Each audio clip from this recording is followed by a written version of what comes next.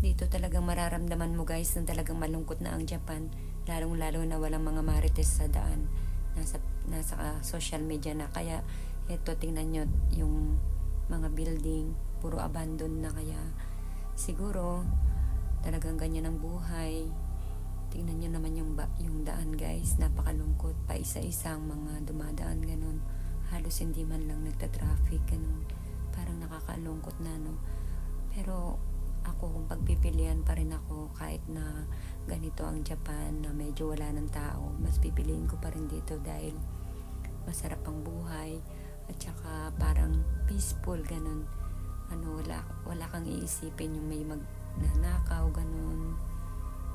Imagine mo yung mga bahay na ganyan. Alam nyo guys, talaga madami ng free dito na pinamimigay talaga yung bahay, pero wala talagang kumukuha dahil sa mga taxes na bayarin.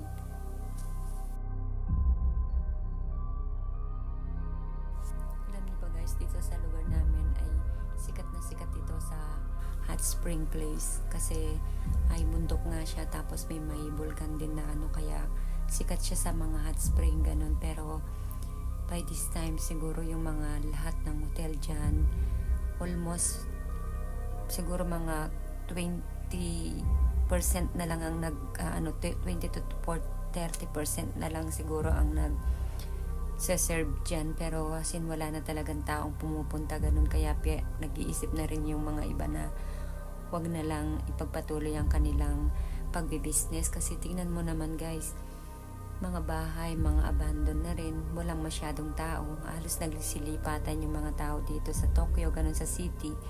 Kaya kagaya niyang yan, tingnan niyo, wala man lang isa, kahit isang nakaparking na customer, kaya malulungkot ka talaga kung iisipin mo.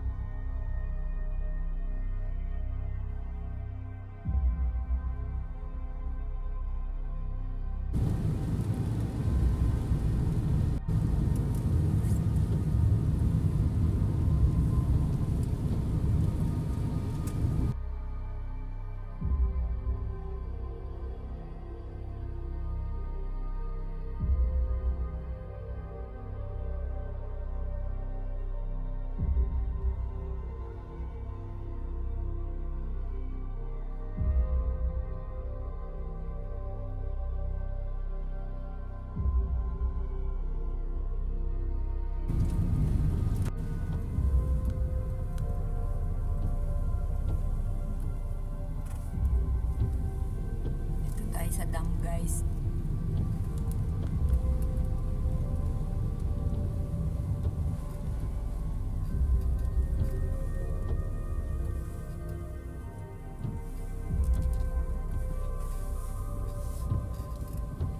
itong dam na to ay mga 20 person yata yung mga namatay dyan nung ginagawa tong dam na to. Nag-live na tayo dito, pero ngayon kukuha lang muna natin ang konting clip.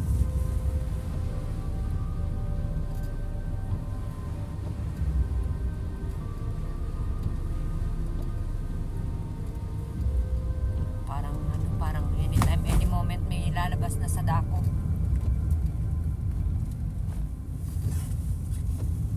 May cover siya kasi may dyan.